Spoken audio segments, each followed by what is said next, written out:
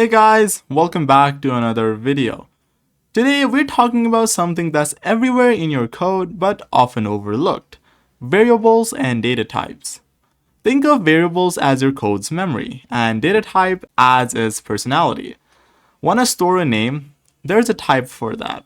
Want to do math? There's another type for that. We'll learn every single one of those types in today's video. So without further ado, let's get started. Now, moving on to a very important topic in programming, that are data types.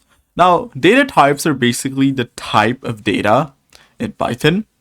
Variables can have different type of data. It can be a character, it can be a text, it can be a number, it can be decimal numbers, or it can be true or false, which we call Boolean. So let's start with integer. Now, what is an integer? Integer are basically whole number values. Those are the non-decimal numbers like 0, 1, 2, 3, or even -1, 2, -2, -3. So these are integers. These are called integer data types. Now, what if we want to add decimal numbers at the back, right? For that, we have a data type called float. So float is basically a data type that is used to store decimal number values. We're talking about 1.1 or 2.2. 4.5 or like 3.1425. You get it, right? What if you want to store values like your name or your any character, right? For that, we have data type called string. Now, string is basically a data type that is used to store text or characters. We're talking about their name, let's say Alex or Alice. Another thing I forgot to mention is string is always stored in double, single, or triple quotes. So in this case, I'll do double quotes. So remember this, string is always stored in single or double quotes. So string, as I said, is used to store characters in a variable or any type of data in Python. And the last one for the video, the last data type for the video, will be Boolean. Now, Boolean is a very computerized data type. So Boolean means two things: true or false. It can either be true or it can be false. So in computer, it actually refers to 1 or 0 because, a computer has two stages, 1 or 0, right? This is what actually represents in computers. But when we talk about true and false, these basically fall in Boolean. So we'll be using them a lot during our programming. We'll be using in a few upcoming if-else statements or loops, or any other kind of situations where we actually need something to be either true or false. Now that we know a few things about data types, we can actually move on to making variables in Python. So to make variables in Python, the first thing you have to do is to choose a name for a variable. In this case, I will choose A, and I'll assign the variable A a value that is integer, and I'll pick 1. So 1 here is a value. Specifically, this is an integer value, as we learned earlier. So here, the value 1 has been assigned to the variable A. So if I want to print this variable in terminal, we have to use the print function, correct? Up until now, we have only printed string. So we're talking about values stored in double or single quotes.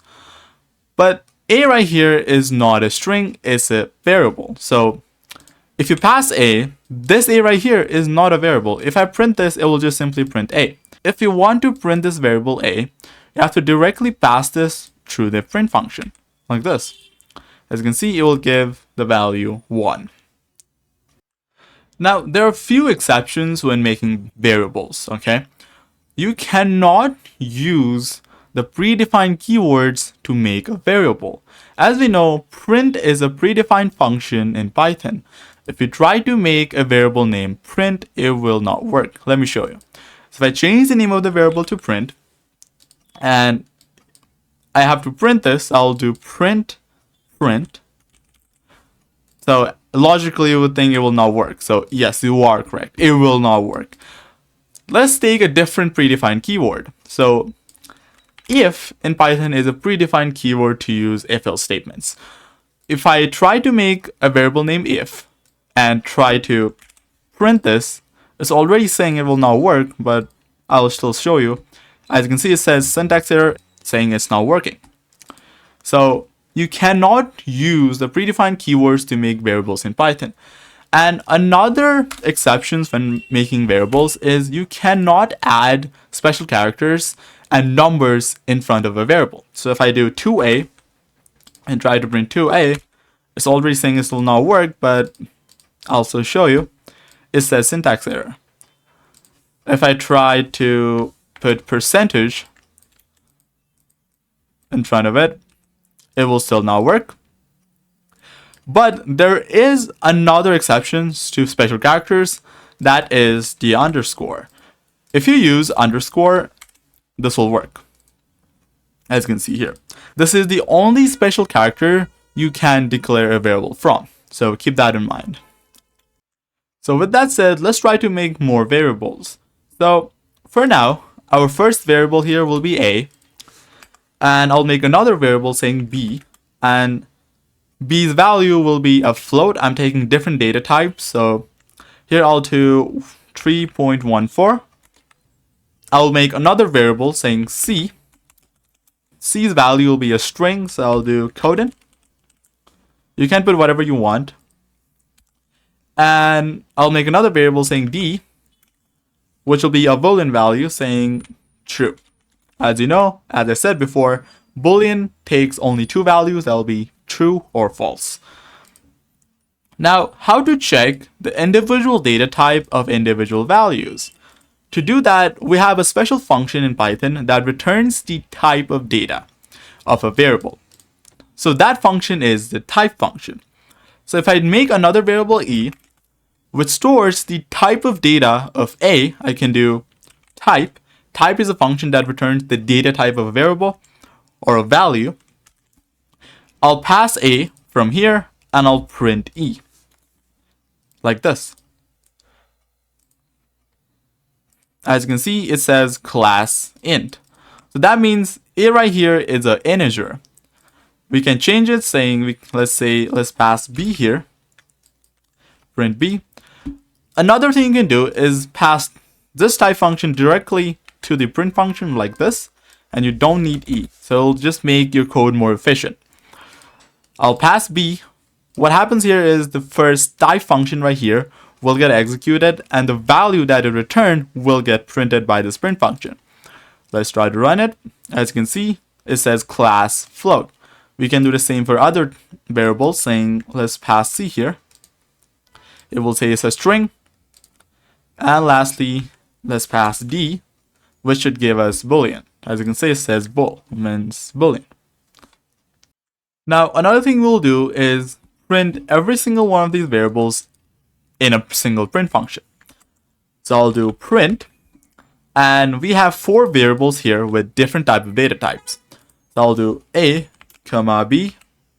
When printing 2 or more variables in a single print function, you have to separate them with a comma. So I'll do a, comma b, comma c, comma d. As you can see, let's try to run it. As you can see, it will print all of the values in a single line because we printed every single variable in a single print function. Now here I have a small coding problem for you guys. Pause the video and try it yourself. Let's try to do it. So it says to write a Python program that defines 3 variables. That is name, age, and height. This will be our name of the variables. And name here should be a string with your name. Age should be an integer with your age. And height should be a float with your height. And it says to print all of these values by saying my name is name and I am this years old and my height is height meters, which will be our variable. So to do that, we'll first make 3 variables, which will be name. I'll put my name as codon, and we'll make another variable saying age, which will be an integer. So let's say my age is 30, and another variable will be height. So I'll make another variable height, which let's say my height is 180 centimeters. So in meters, it will be 1.8 meters. This right here will be a float value as the question told us. And we have to print all of these values saying this exact sentence by using the print function. So I'll do print my name is name. So I'll do my name is. So as you remember, when printing multiple values in a print function, we use comma to separate the individual values. So I'll do comma. I'll pass the name like this. I'll do another print and I'll do I am. So in between, we have to take I am age. So we have to first make I am, which is a string. Let's put a space and I'll do comma. And since the age value is in middle of this sentence, I have to pass the age value using comma in the middle. I'll put another comma and I'll put the remaining sentence that will be years old. I'll do another print, and this time it says my height is. This will be our beginning sentence, or I should say beginning string, and I'll separate that using comma and pass our variable value and pass the remaining string. This will be meters. Let's try to run this code, see if it works. As you can see, it does. So it says my name is Coden, like the question told us to do, and I am 30 years old and my height is 1.8 meters. So this was a small problem that we did. Now let's move on to a very important topic in Python, that is operators. Now, what are operators? Operators are basically the symbols that we use to perform any kinds of operations between two values. So let's take operation saying 2 plus 5. Now this right here will give us the value 7. This symbol right here, which is the addition sign, this is what we call operator.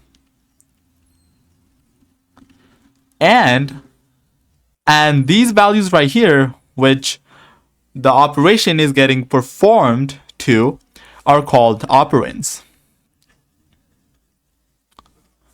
Okay, so in this video, we'll learn about arithmetic operators. This will be the first operator that we will learn.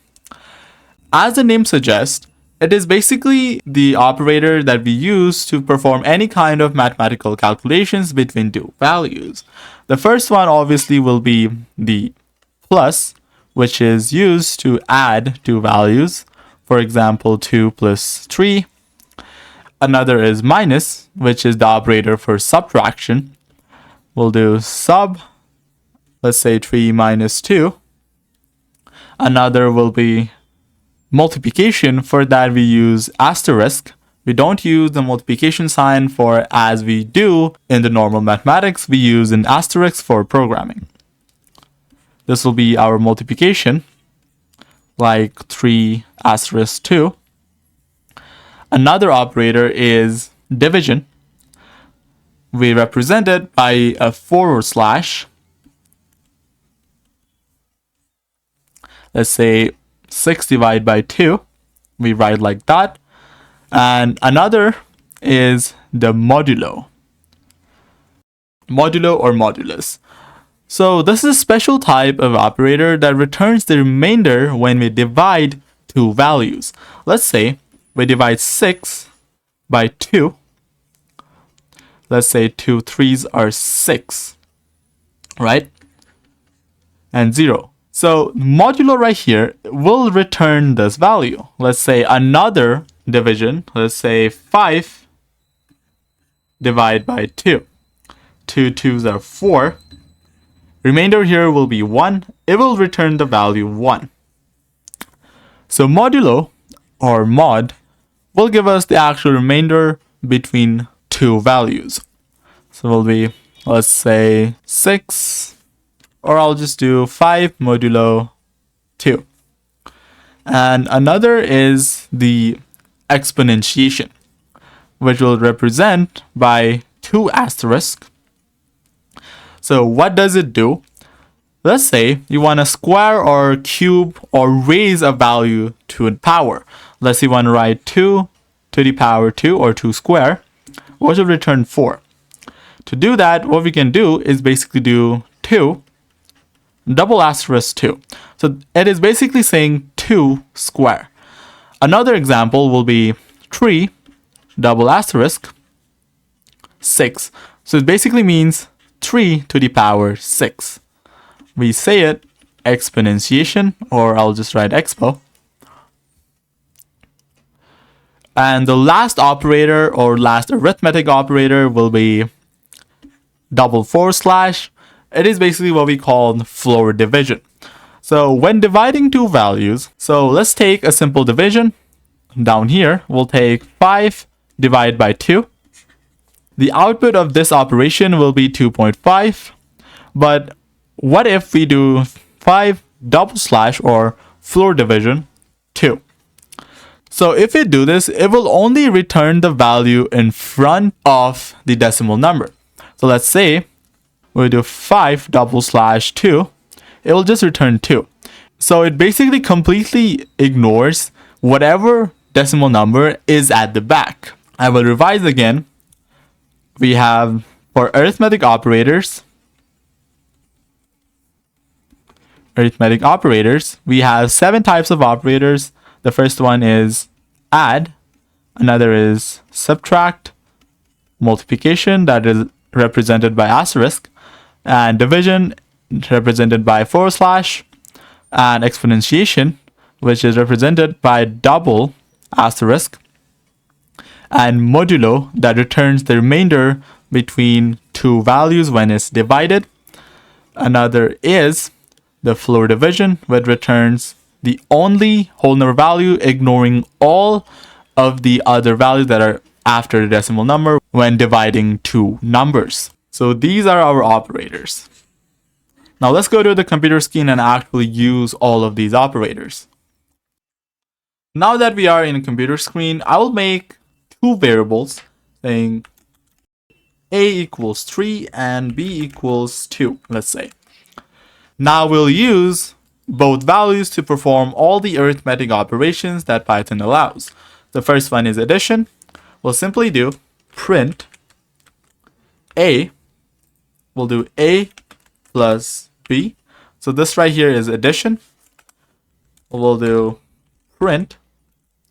We'll do a minus b. Another is multiplication. We'll do print a asterisk b, which is multiplication, as I said. Another is division. We'll do print a divided by 2, which is represented by a forward slash. Another is modulus. We'll do print a modulus b. And we'll do print. This one is exponentiation. As we know, a double asterisk is the operator for exponentiation. We'll do a double asterisk b. And lastly, floor division, we'll do a double forward slash b. So these are all of the operations that we can perform under arithmetic operator. And let's run the code. As you can see, it will give me all of the values. So 3 plus 2 is 5, as we added first. And 3 minus 2 is 1. 3 multiplied by 2 is 6. 3 divided by 2 is 1.5. So when you divide 3 by 2, it will give you the remainder 1. So the remainder here will be 1. So here 3 square is 9. So we'll print 9 in exponentiation. And when you divide, it will give you 1.5. So as you know, floor division completely ignores whatever that is in after the decimal numbers, and it will just print 1. And that's it for today's video, guys. If you found the video helpful, please hit the like button and subscribe to the channel if you haven't already. And if you have any questions regarding today's lesson, please feel free to comment down below. And with that said, I'll see you guys in another video. Bye-bye.